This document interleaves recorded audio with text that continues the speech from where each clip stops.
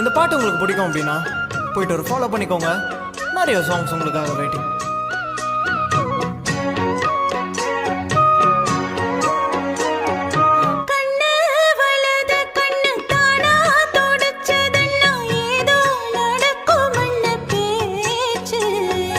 மனம் குறையும்னு மாசு படியும்னு வீணா கதை முடிஞ்சு போச்சு. ஈசான மூலையில லேசான பள்ளி சத்தம் மாமன் பேர சொல்லி பேசுது.